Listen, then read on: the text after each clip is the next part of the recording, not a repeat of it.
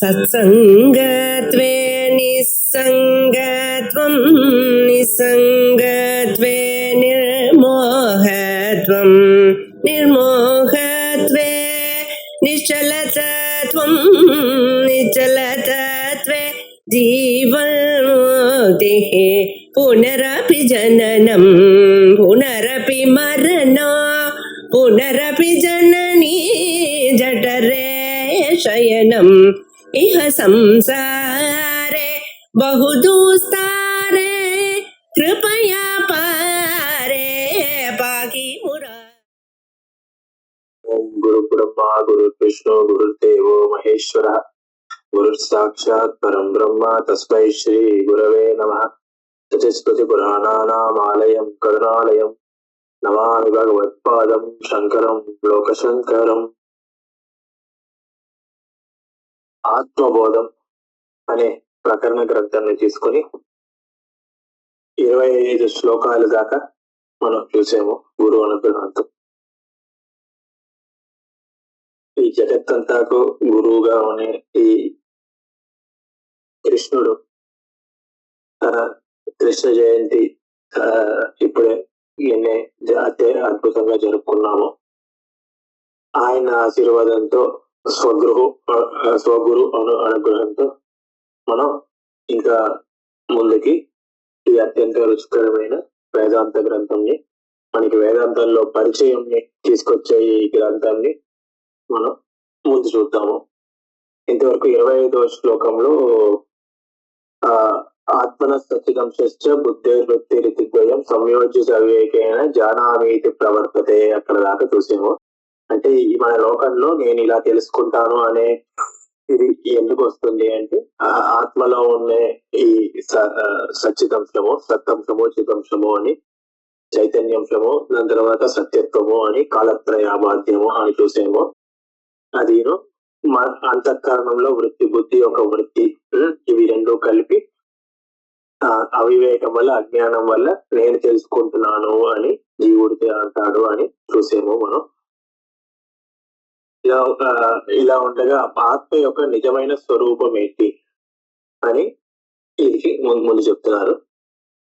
ఆత్మనో విక్రియా నాస్తి బుద్ధే బోధో న జాతు ఇది జీవ సర్వమలం జ్ఞాత్వా జ్ఞాత ద్రష్టేతి ముహ్యతి అని 26వ శ్లోకం.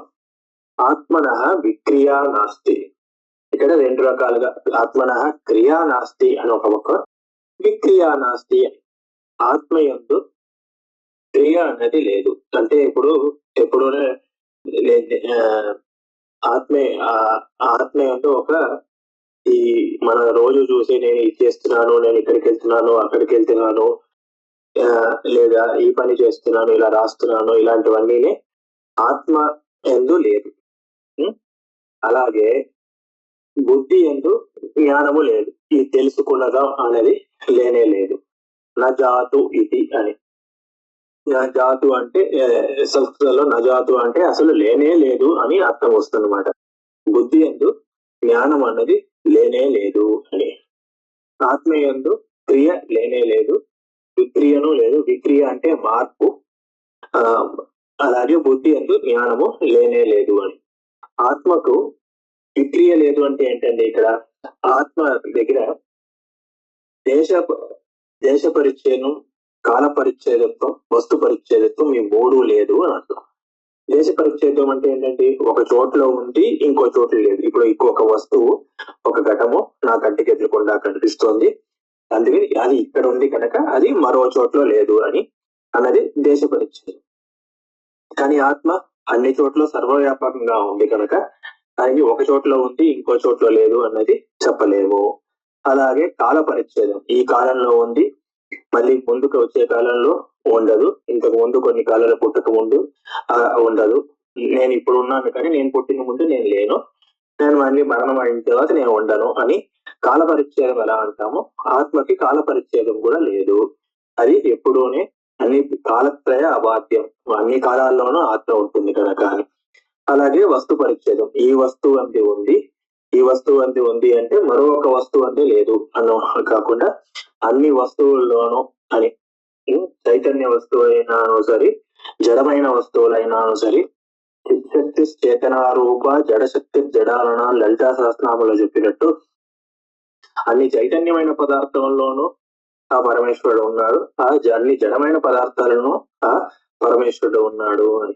ఎలా అయితే ఆ హిరణ్యకశిపు ఏమో ఒక ప్రహ్లాద్ జోషిని విష్ణుమూర్తి ఇక్కడ ఉన్నాడా అని కానీ అక్కడ ఒక స్తంభం పైన నీ విష్ణుమూర్తి స్తంభంలో ఉన్నాడా అంటే ఆ స్తంభాన్ని చీల్చుకుని ఆ ప్రహ్లాదుడు భక్తిగా తీర్చడానికి తన ఆ స్తంభం నుంచి ఎలా స్తంభం అందు తను ఉన్నాడు అని ఎలా పరమేశ్వరుడు చూపించుకున్నాడు, అలా జడ పదార్థాలంటూ కూడా పరమేశ్వరుడు తప్పకుండా ఉన్నాడు అని. ఇలా దేశ పరిచ్ఛేదము, కాల పరిచ్ఛేదము, వస్తు పరిచ్ఛేదము మూడునే ఆ పరమేశ్వరుడికి లేదు అని. అది మళ్ళీ ఒక పక్క క్రియ లేదు అంటే దీనికి మనం ఉపనిషత్తు అశబ్దమ స్పర్శమ రూపం అవ్యయం అని కథారసం నిత్యమగంధవచ్చయత్ అని ఈ క్రియ ఉండాలంటే దాంట్లో శబ్దమైనా ఉండాలి, లేకపోతే స్పర్శమైనా ఉండాలి, లేకపోతే రూపమైనా ఉండాలి. ఇవన్నీ ఏదినే ఈ పరమేశ్వరుడు అంటే ఆత్మయందు లేదు. ఆత్మయందు శబ్దము లేదు, స్పర్శము లేదు, రూపము లేదు. రూపం ఉంటే ఈ రూపంను చూడగలరు, శబ్దం ఉంటే మీరు వినగలరు, స్పర్శం ఉంటే తాకి తెలుసుకోగలరు. ఈ ఆత్మ అందు ఇవన్నీ లేదు కనుక ఏ ఒక్క ఇంద్రియాల జరిగా నువ్వు తెలుసుకోలేవు అని. అలాగే అందుకని ఆత్మన విక్రియ నాస్తి బుద్ధేర్ బోధో నజాతు ఇది అని. ఇది బుద్ధి అందు బోధము లేదు. బుద్ధి అన్నది జడ పదార్థం అండి. జడ పదార్థం అందు ఎన్నడూ తెలుసుకోవటమా అన్నది ఉండనే ఉండదు.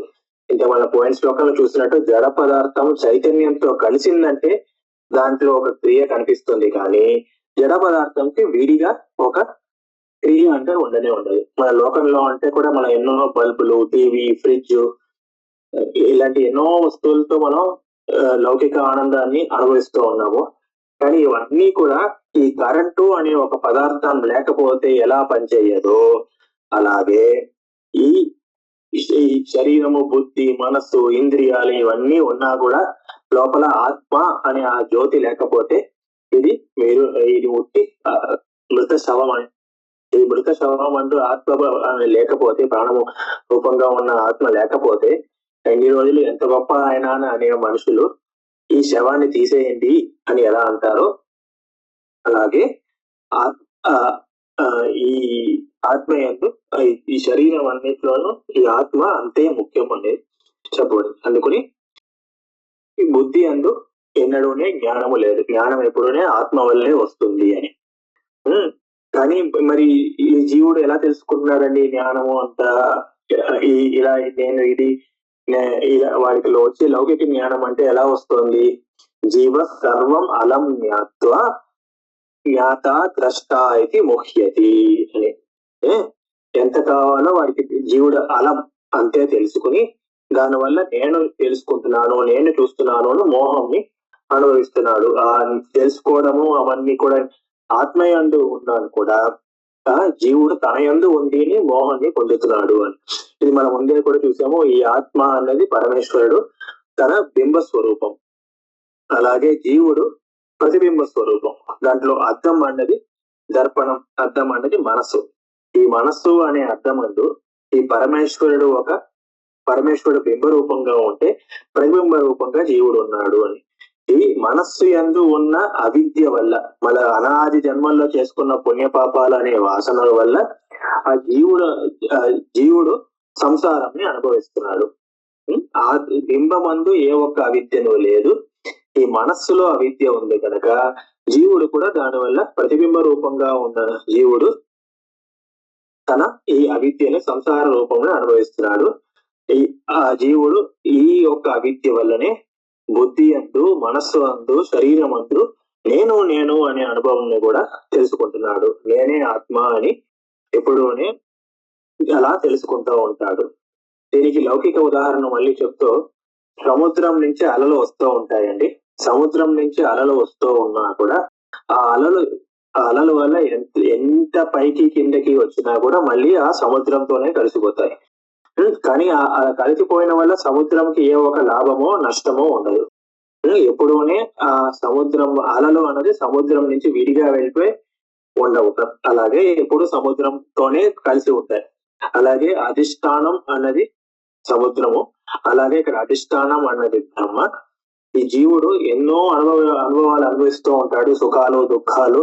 ప్రతిరోజు పొద్దున్న లేచినప్పటి నుంచి ఏదో ఒక కష్టాలు ఏదో ఒక సుఖాలు అనుభవిస్తూ ఉంటాడు. ఎన్ని సుఖాలు ఎన్నో దుఃఖాలు అనుభవించినానో ఆఖరికి అది ఆత్మ జీవుడిని తను అది ఎఫెక్ట్ చేస్తాయేమో కానీ ఆ పరమేశ్వరుడు ఆత్మస్వరూపంగా సాక్షి స్వరూపంగా ఉన్న మనసులో ఉన్న ఆ పరమేశ్వరుని ఏ విధంగానూ ఇది అఫెక్ట్ అవ్వదు అని చెప్పాను అనమాట. ఎలాగైతే సూర్యుడు ఆ రోజు ఎక్కడైనా చెడు జరుగుతుందంటే తను కొంచెం తక్కువ వెలుతురుగాను, లేకపోతే అక్కడ మంచి జరుగుతుంది కానీ ఎక్కువ వెలుతురుగాను ఇవ్వడు కదండి. సూర్యుడు ఎప్పుడూనే ఒకే వెలుతురుగానే ఎప్పుడు ఇస్తూ ఉంటాడు. దాని కింద అక్కడ లోకంలో సుఖం అవుతుందా మంచి అవుతుందా చెడు అవుతుందా అనేది అక్కడికి ఉన్న ప్రారంభ కర్మకు తగినట్టు. అలాగే సాక్షి రూపంగా ఉన్న పరమేశ్వరుడు, అధిష్టాన రూపంగా ఉన్న పరమేశ్వరుడు అన్నిటినీ చూస్తూ ఉంటాడు కానీ దాని వల్ల తనకి ఏ విధమైన ఒక ఆపత్తు రాదు. అన్ని అన్ని అన్ని ఆపత్తులు అన్ని జీవుడికి ఈ అవిద్య అనే మనం వల్ల తన వల్ల ఈ సంసారంలో సుఖాల్ని దుఃఖాల్ని అలా అనుభవిస్తూ ఉంటాడు. అందుకని జీవ సర్వం అలం జ్ఞాత ద్రష్ట అయితే ఉదితే, నేనే చూస్తున్నాను నేనే తెలుసుకుంటున్నాను మోహంని పొందుతున్నాడు. అలా ఆత్మ యొక్క నిజమైన స్వరూపము క్రియ లేనది. బుద్ధి యొక్క స్వరూపం, బుద్ధిలో జ్ఞానం అనేది లేదు, అది జడ పదార్థాలు కనుక. కానీ ఇవి రెండు కలిస్తే ఇలా ఒక చైతన్యంతో ఒక జడమైన పదార్థం కలిస్తే దానివల్ల జడమైన పదార్థంలో ఎలా ఒక క్రియ కనిపిస్తుందో అలాగే జీవుడు నేను తెలుసుకుంటున్నాను నేను చూస్తున్నాను అనే జ్ఞానాన్ని పొందుతున్నాడు ఆత్మ యొక్క చైతన్య ప్రకాశం వల్ల అని 26వ శ్లోకం అద్భుతంగా చూసాము. దాని తర్వాత అది 26 ఆత్మనో విక్రియ నాస్తి బుద్ధేర్బోధో న జాతు ఇది జీవ సర్వమలం జ్ఞాత్వా జ్ఞాత ద్రష్టేతి ముహ్యతి అని 26. 27 రజ్జు సర్పవదాత్మానం జీవో జ్ఞాత్వా భయం వహేత్ నాహం జీవ పరాత్మేతి జ్ఞాతశ్చేత్ నిర్భయో భవేత్ అని. సరే అండి, ఈ అజ్ఞానం అంటున్నారు కదా, ఈ అజ్ఞానం వల్లే వాళ్ళ కష్టాలంతా అనుభవిస్తున్నాం కదండి. ఈ అజ్ఞానం వల్ల ఏంటండి మనకి లోకాల్లో ఏమండి కష్టాలు వస్తున్నాయి అని అంటే మనకి లోకంలో ఉన్న భయం అంతాను అజ్ఞానం వల్లే, ఈ ద్వైతం వల్లే అని. దీనికి వేదాంతంలో రజ్జు సర్పవద్ ఆత్మానం, రజ్జు సర్పం అని చాలా అందరికీ తెలిసిన ఉదాహరణ. చీకట్లో ఒకడు వెళ్తున్నాడు, చీకట్లో ఒక గదిలో వెళ్తున్నప్పుడు తన కాలికి ఒక తాడు తగిలితే ఆ తాడు ఏమో తన మనసులో ఉన్న భయం వల్ల అది పాము అని వాడికి అనిపించింది. ఆ పామును అనిపించి అంతవల్ల కాదండి, అయ్యో అయ్యో అని అరుచుకుంటూ తన ఆ గది నుంచి పరిగెడుతున్నాడు. అంటే దాని తర్వాత ఏంటంటే ఆ పాము ఎంత పెద్ద పాము, చిన్న పామో పెద్ద పామో, నల్ల పామా తాచుపామా, అది విషంతో ఉందా విషంతో లేనదా, అది నన్ను కరిచిందా కరవలేదా, నేను కలిస్తే ఇప్పుడు బతుకుతానా బతకనా, నేను నేను నేను బతకపోతే నా కుటుంబం ఏమవుతుంది, రేపు నా కుటుంబం డబ్బులు లేకుండా కష్టపడతారా, ఉద్యోగంలో రేపు చాలా ఇంపార్టెంట్ మీటింగ్ ఉంది, రేపు చాలా అత్యద్భుతమైన క్రికెట్ మ్యాచ్ ఉంది, దాంట్లో ఏమవుతుందో ఇవన్నీ చూడకుండానే నేను పోతానా. ఇంతకీ వాడిని పాము వాడిని కరవనే లేదు, కానీ పాము తన్ని కరిచిందేమో తన కాళ్ళపైన ఏదో తగిలింది అది భయంతో తన మనసు ఎక్కడెక్కడో అలా పరిగెత్తి లోకంలో ఉన్నవి లేనవి అన్నిటినీ కల్పించి తన భయంని పొందుతూ ఉంటాడు. కానీ అలాగే ఎప్పుడైతే వాడు నిజం తెలుసుకుంటాడో అది పాము కాదు తాడు అని, దాని తర్వాత తనలో ఉన్న భయం అంతా పోతుంది అని. అలాగే ఈ జీవుడు ద్వైతం చూసేంత వరకు జీవుడు వేరే పరమాత్మ వేరే అని ద్వైతం ఉన్నంత వరకు తనకి ఎప్పుడూనే భయం ఉంటూ ఉంటుంది. ఇంతకుముందు చెప్పాను కదండి, ఈ దేశకాల వస్తు పరిచ్ఛేదత్వం ఆత్మకి పరిచ్ఛిన్నత్వం లేదు అని. ఇదే దేశకాల వస్తు పరిచ్ఛిన్నత్వం ఉన్న వల్లదా తనలో ఉంది అని అనుకున్న వల్లదా తనకించిన్నుడు తనకి తెలిసిన విషయాలు కొంచెమే అని ఉన్న వలన ఈ లోకంలో అన్ని భయాలు వస్తూ ఉంటాయి. దేశకాలం ఫస్ట్ ముందు దేశం తీసుకున్నాము. నేను ఈ దేశంలో ఉన్నాను, ఇంకో దేశంలో లేదు. అంటే ఇంకో దేశం వెళ్తే భయం. నేను ఇక్కడ ఉన్నాను కానీ నేను ఇప్పుడు అమెరికాకి వెళ్తే నన్ను మళ్ళీ పంపించేస్తారా? నాకు ట్రంప్ గారికి ఎవరు భారతీయులు ఎవరు ఇష్టం లేదు కనుక ఎలా అయితే పంపించేది తన భారతీయుల వల్ల ఉద్యోగాలు అన్ని పోతున్నాయి అని అనుకుని నన్ను ఎలా తోసేస్తాడా? నన్ను తోసేస్తే నాకు మళ్ళీ ఇక్కడ లేకుండా అక్కడ లేకుండా త్రిశంకు స్వర్గంలో నన్ను ఎక్కడ పడేస్తారా? అలా అలా ఒక భయం. ఇప్పుడు ఒక దేశంలో ఉండి ఇంకో దేశంలో లేము అంటే ఏ దేశంలో ఎప్పుడు వెళ్తాము అన్నది ఇప్పుడు ఒక భయం ఉంటూ ఉంటుంది. కాలం, ఒక కాలంలో ఉన్న అంటే ఇప్పుడు కాలం అనేది మృత్యు భయం అనమాట. ఎప్పుడునే నేను ఇప్పుడు ఉన్నాను, మళ్ళీ ఎప్పుడు పోతానో తెలియదు. నేను పోయినప్పుడు సరిగ్గా పోతానా, లేకపోతే భయంకరమైన చావు చేస్తానా, లేదా మా నిద్రలో మనశ్శాంతిగా పోతానా, లేదా నేను పోయినప్పుడు నేను మిగతా వాళ్ళకి కష్టం ఇవ్వకుండా పోవాలి. పెద్దవాళ్ళందరికీ అదే కదండి. నేను అలా బెడ్లో అలా చాలా రోజులుగా పడుకుని నా పిల్లలకి నా వల్ల అలా కష్టాలు కలగకూడదు, నా వల్ల ఎవరికి ఇవ్వకూడదు అని అనుకుంటూ ప్రతిరోజు అనాయాసేన మరణం అని కోరుకుంటూ ఉంటారు. కానీ అలా ఎప్పుడు వస్తుంది మరణం ఎప్పుడు వస్తుంది అన్న భయం ఏ ఒక్క మనిషికి తప్పకుండా ఉండే భయం. అది ఎవరికి లేదు అన్నది నిశ్చయంగా మనం నమ్మలేం అనమాట. మరణ భయం అందరికీ ఉంటుంది. అది కాల పరిచ్ఛిన్నం. వస్తు పరిచ్ఛిన్నము. ఒక వస్తువు అంటే ఒక వస్తువు నా దగ్గర ఉంది, ఆ వస్తువు నేను పొందుతానా లేదా? నాకు ఒక 20 లక్షలు 30 లక్షలు పెట్టి ఒక కారు కొనాలి, నాకు జీవితాశయం. ఆ జీవితాశయంలో నేను సక్సెస్ ని పొందుతానా పొందనా? నేను ఆ వస్తువుని ఎప్పుడైనా కొనగలనా కొనలేనా? కొనబోతే ఏమవుతుంది అని ఇలాంటి భయాలు మనకి ఎప్పుడు తప్పుడు ఉండాలి. ఇవన్నీ ఎందుకు వచ్చాయండి? ఈ భయాలన్నీ ద్వైతం వల్లే వచ్చాయి. ఎప్పుడైతే నేను వేరే, ఈ వస్తువులన్నీ వేరే అని భయం వస్తుందో అప్పుడు తప్పకుండా, ఎప్పుడైతే ఆ ఒక ఆలోచన వస్తుందో అప్పుడు ఆ భయం తప్పకుండా వస్తుంది. ఇదే మన శృతి వాక్యాల్లో కూడా అభయం వైజనకో ప్రాప్తోసి అవిద్యయ భయం మన్యతే అని బృహదారణ్యకంలో. ఇది కాకుండా ఎత్రతో అస్య సర్వం ఆత్మైవాభూత్ తేనకం పశ్యేత్ ఎత్ర హి ద్వైతమేవ పశ్యతి తద్ ఇతరం పశ్యతి. ఎప్పుడు ద్వైతంగా చూస్తాడో అప్పుడు నేను వేరే, ఈ వస్తువులన్నీ వేరే. ఎప్పుడు అన్నీయే ఆత్మ అన్నప్పుడు అలా చూస్తాడో, ఈ లోకమంతా ఉన్నది ఆత్మనే అని చూస్తాడు, అప్పుడు ఒక మనిషికి ఇంకో మనిషి చూసి భయం ఉండదు. ఈ నాలో ఉన్నది ఆత్మనే, తనలో ఉన్నది ఆత్మని అని తెలుసుకుని భయం ఎప్పుడూనే ఉండదు. ఒక దేశంలో ఉండి ఇంకో దేశంలో లేకపోతే ఆ భయము ఉండదు. ఆత్మ సర్వవ్యాపకంగా ఉంది కనుక, ఆత్మ 3 కాలంలో ఉంది కనుక కాల పరిచ్ఛిన్నతం లేదు. ఆ భయం కూడా నేను ఉంటానా లేనా అని, శరీరం పోతే పోతుందేమో కానీ ఈ ఆత్మ ఎప్పుడూనే ఉంటుంది అనే భయము నిశ్చయంగా పోతుంది. భయం ఉంటేనే ఉండదు. అలాగే నేను ఒక పదార్థముని పొందాలి అనే ఆశ నేను వేరే, ఆ పదార్థం వేరే ఉంటేనే ఉంటుంది. నాలోనే అన్ని ఉన్నాయి అనుకున్నప్పుడు నేను ఒకటి పదార్థంని పొందాలి ఇది అనేది ఆ భయము ఉండదు అన్నది. మనకి లోకంలో ఉన్న కష్టాలన్నీ ఎందువల్ల వచ్చాయి అంటే మనకి ఒక వాంఛలు, ఇది కావాలి అది కావాలి అని ఈ ఎక్స్పెక్టేషన్స్ అంటారు చేశారంటే, వీళ్ళందరూ నేను అనుకున్నట్టు చేయాలి, ఈ వస్తువులన్నీ నాకు కావాల్సింది దొరకాలి, కావాల్సిన సమయంలో కావాల్సిన దేశంలో దొరకాలి అని అలా ఎక్స్పెక్టేషన్లు పెట్టుకుని, ఆశలు పెట్టుకుని అది పొందకపోతే తన వల్ల వచ్చే డిసప్పాయింట్మెంట్, కష్టాలు ఇవన్నీ దాని వల్ల మనిషి కష్టాలు పడుతూ ఉంటాడు. ఎప్పుడైతే అద్వైతం అని తన మనసులో నిర్ణయం చేసుకున్నాడు, నాకు ఈ లోకంలో ఉన్న మనుషులకి భేదము లేదు, లోకంలో ఉన్న పదార్థాలకి భేదం లేదు, నేను అన్ని కాలాల్లోనూ ఉంటాను, అన్ని దేశాల్లోనూ ఉంటాను అని ఎప్పుడు తన నిశ్చయం చేసుకుంటున్నాడో అప్పుడు ఈ భయాలు ఏదీనే ఉండదు. ఎత్రతు అస్య సర్వం ఆత్మేవాభూత, అంతా ఈ ఆత్మనే అంటే తేనకం పశ్యేత్, ఎవరి వల్ల ఎవరిని చూస్తాడు ఆయన, ఒకళ్ళ వల్ల ఇంకోళ్ళని చూడడం అనేది లేదు కనుక ఇలా లోకంలో ఉన్న భయమంతా ఈ ద్వైతం వల్లే.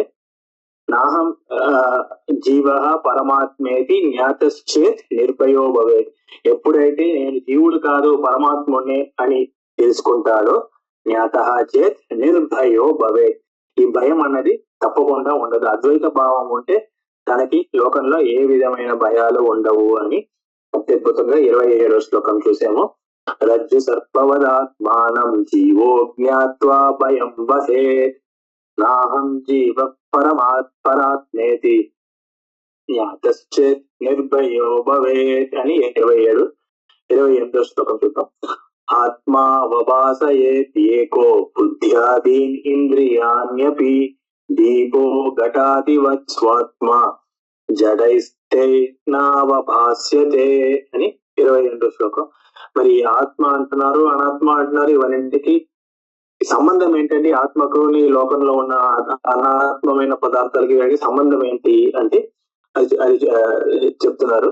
ఎలా అయితే ఈ ఒక వెలుతురు ఉంటే వెలుతురులో ఈ వెలుతురు వల్ల ఒక దీపం వల్లే వచ్చే వెలుతురు వల్ల ఘటాది కుండ ఇలాంటి వస్తువులన్నీ పదార్థాలన్నీ మీరు చూడగలుగుతారు. అలాగే ఆత్మ నుంచి వచ్చే వెలుతురు వల్లే ఇవన్నీ మనం అనాత్మమైన పదార్థాలన్నీనే ఈ ఆత్మ నుంచి వచ్చిన వెలుతురు వల్లే చూడగలుగుతున్నాము. ఈ అనాత్మమైన వస్తువులకు తనకు తానే ఈ జ్ఞానము అన్నది జడ పదార్థాలు కనుక, జ్ఞానము లేదు కనుక దాని నుంచి వెలుతురు అనేది వచ్చి అది మిగతా పదార్థాలే తెలుసుకోవడం అన్నది ఉండదు.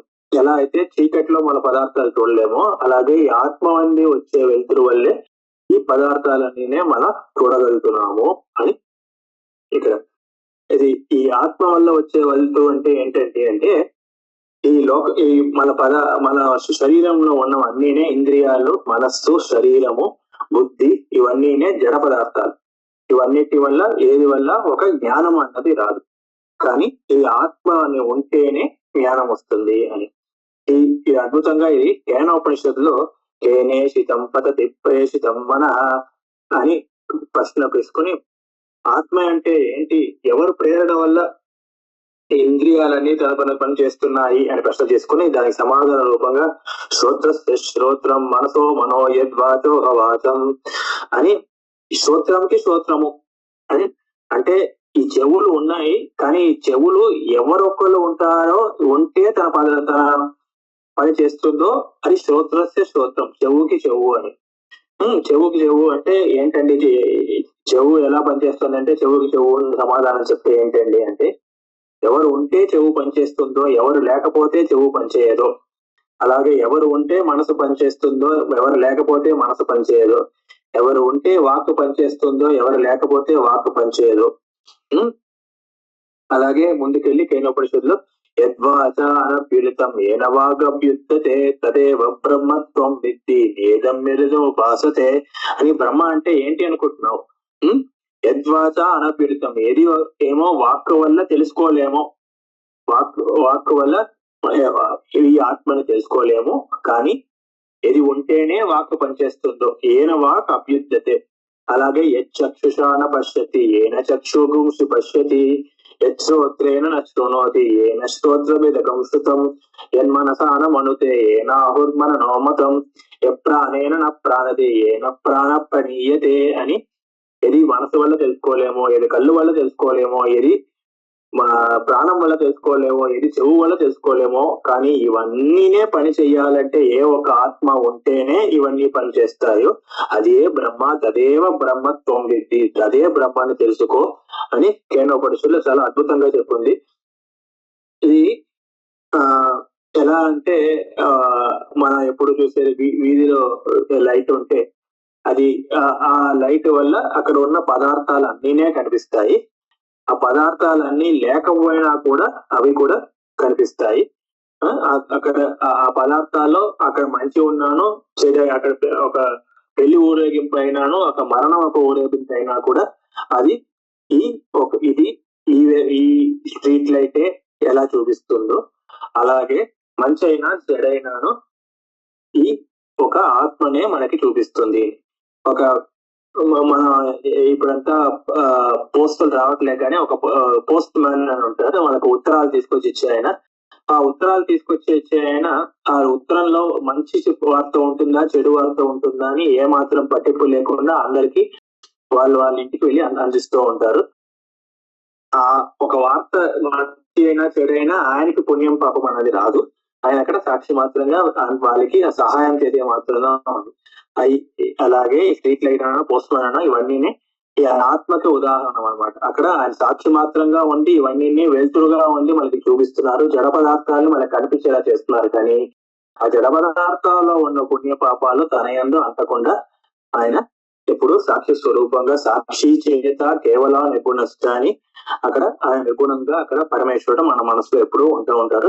ఆయన వెలుతురు వల్లే జడ పదార్థాలు మనకు కనిపిస్తూ ఉంటాయి అని 28వ శ్లోకం అద్భుతంగా చూసాం. ఆత్మ అవభాస ఏకో, ఆత్మ ఏకం తన ఒక్కటి ఉండి బుద్ధ్యాది ఇంద్రియాన్యపి బుద్ధ్యాది ఇంద్రియాలన్నిటినీ మనకి చూపిస్తూ ఉంది. దీపో ఘటాది వత్స్వాత్మ జడైస్తైర్న అవభాస్యతే. దీపం అయితే ఎలా ఒక ఘటాది పదార్థాన్ని తానే దీపం చూపించుకుంటుంది తన వెలుతురులో. అది కాకుండా ఆ ఒక రూమ్ లో ఉన్న మిగతా పదార్థాలన్నిటినీ కూడా జడ పదార్థాలని చూపిస్తూ ఉంటుంది. అలాగే ఆత్మ కూడా మిగతా ఇంద్రియ మనసు బుద్ధి లాంటి జడ పదార్థాలని మనకి కనిపించేలా చేస్తూ ఉంటుంది అని. ఆత్మ అవభాస ఏకో బుద్ధ్యాదీనింద్రియాన్యపి దీపో ఘటాదివత్ స్వాత్మ జడైస్తైర్నావభాస్యతే అని 28వ శ్లోకం చూసాము. దాని తర్వాత 29 స్వబోధే నాణ్య బోధిచ్చ బోధరూపతయాత్మన నదీపస్య అన్య దీపేచ్చ యథా స్వాత్మ ప్రకాశనే. అయ్యా, మీరు లోకంలో ఉన్న పదార్థాలన్నిటినీ కూడా వెలుతురుగా ఉండి చూపించేది ఆత్మ అంటున్నారు, ఒప్పుకుంటారు. మరి ఈ ఆత్మని ఎలా ఎవరు చూపిస్తారండి? ఆత్మ ఏ ఒక్క వెలుతురు వల్ల చూడగలుగుతున్నాము అంటే ఆత్మ ఏ ఒక్క వెలుతురు, ఆత్మని చూపించేందుకు ఒక వెలుతురు అక్కర్లేదు. ఆత్మని స్వబోధి ఆత్మను తెలుసుకుందుకు నా అన్య బోధ ఇచ్చ ఇంకొక జ్ఞాన స్వరూపం అక్కర్లేదు. ఎందుకే ఆత్మనే బోధ రూపతయా ఆత్మన, జ్ఞాన స్వరూపంగానే ఆత్మరూపం ఉంది. దీనికి ఉదాహరణ ఏంటండి? నా దీపస్య అన్య దీపిచ్చ, దీపం వల్ల దీపంలో వచ్చే వెలుతురు వల్ల మనం అక్కడ ఉన్న జడ పదార్థాలన్నింటినీ చూడగలుగుతున్నాము. కానీ మిగతా దీపాలు ఉన్నాయి, ఒకే ఒక రూమ్ లో 4 దీపాలు ఉన్నాయంటే ఒక దీపంని చూపించేందుకు ఇంకో దీపం కావాలా అండి అంటే అక్కర్లేదు. సో అలా ఒక దీపాన్ని చూపించేందుకు ఎలా దీపం అక్కర్లేదో అలా జ్ఞాన స్వరూపంగానే ఉన్న మా ఆత్మని ఏ ఒక్క తనకు తానే తెలుసుకోగలుగుతున్నాము. మనం దాన్ని తెలుసుకొని ఇంకో జ్ఞాన స్వరూపం అక్కర్లేదు అని. మరి ఆత్మ జ్ఞాన స్వరూపం చెప్పడానికి అనేక స్థితి వాక్యాలు సత్యం జ్ఞానం అనంతం బ్రహ్మ విజ్ఞానమానందం బ్రహ్మ అని తను తెలుసుకోవడానికి మిగతా ప్రకాశ స్వరూపాలు ఏది అక్కర్లేదు అని కూడా అతత్ర సూర్యో బాతిన చంద్ర తారకం నేమా విద్యుతో బాంతికుతోయం అగ్ని అని ఆయన ఉండగా సూర్యుడు సరి, అగ్ని సరి, నక్షత్రాలు సరి, ఎవరైనా కూడా తన ఆత్మ నుంచి తీసుకున్న వెలుతురు వల్లే మిగతా దానికి వెలుతురిస్తున్నారు. కానీ వాళ్ళందరికీ స్వయంగా వెలుతురు లేదు అని అది చెప్పబడింది. అందుకని ఆత్మని చూపించేందుకు మళ్ళీ విడిగా మనకి ఏ ఒక్క ఇది అక్కర్లేదు, ఇంద్రియ ఇది అక్కర్లేదు. కానీ ఈ ఆత్మని మనకి తెలుసా తెలియదా అన్నది చాలా అందరికీ నేను అని తప్పకుండా ఒక జ్ఞానం ఉంటా ఉంటుంది. కానీ ఆ నేను అనేది తెలుసుకునేది ఇంద్రియాల వల్ల తెలుసుకోగలరా? ఆత్మని ఇంద్రియాల వల్ల ఎందుకు తెలుసుకోలేమండి? ఏమండి, ఇంద్రియాలని శరీరంని ఆత్మ వల్ల తెలుసుకుంటున్నాం అంటున్నాం. కానీ మన లోకంలో ఉన్న పదార్థాలన్నింటినీ ఇంద్రియాల దారిగానే తెలుసుకుంటున్నాము. కళ్ళ దారిగానే పదార్థాలు చూస్తున్నాము, ముక్కు దారిగానే అన్ని వాసనలు చూసి ఆహా ఇది చాలా పండింది మామిడి పండు అని తెలుసుకుంటున్నాము. ఎంత అద్భుతంగా కంటికి ఎంత అందంగా ఉందో ఈ ఒక ప్రకృతి అని కళ్ళతోనే జ్ఞానం తెచ్చుకుంటున్నాను. అలా ఆత్మను కూడా ఎందుకంటే కళ్ళతో చూడలేము అంటే దానికి అద్భుతంగా వాళ్ళ కఠోపనిషత్తులో పరాంచికాన్ని వ్యతిజత్ స్వయంభూ తస్మాత్ పరాం పశ్యతి నాంతరాత్మన్ అని దేవుడు మనకి ఇంద్రియాలన్నిటిని బయట చూసేలా బయట వైపు తిప్పి చేశాడండి. పాపం దేవుడు మనకి చాలా అన్యాయం చేశారు. అన్నింటికన్నా ముఖ్యమైన ఇది ఆ పరమేశ్వరుడు నా మనస్సులో అంతరాత్మలో ఉండగా బయట పదార్థాలని చూడు, నా ఇంద్రియాలన్నీ బయట పక్క తిప్పి ఇలా చేస్తే అందుకని బయట పక్క చూస్తున్న ఇంద్రియాలు కనుక బయట పదార్థాలని తెలుసుకుంటున్నాయి. లోపల ఉన్న ఆత్మని తెలుసుకోలేకపోతున్నాయని పరాక్ పశ్యత్ తస్మాత్ పరాక్ పశ్యత్. బయటే ఎప్పుడు మనం ఇక్కడ ఇక్కడ చూడనా, అక్కడ చూడనా, ఈ క్రికెట్ మ్యాచ్ చూడనా, ఈ కార్ చూడనా, అలా ఈ సినిమాని చూడనా అని ఎప్పుడూ నా మనసంతా అలా బయట వైపే వెళ్తోంది, కానీ లోపల ఉన్న అంతరాత్మ వైపు వెళ్ళట్లేదు. అలా ఈ బుద్ధి అయినా శరీరం అయినా మనస్సు అయినా కూడా బయట ఒక పదార్థాల నుంచే తెలుసుకోవాల్సిన, కానీ లోపల ఉన్న ఆత్మని తెలుసుకోలేకపోతున్నాయి. తెలుసుకునే శక్తి తన యందు లేవు దానికి అని ఇక్కడ చాలా అద్భుతంగా చెప్పారు.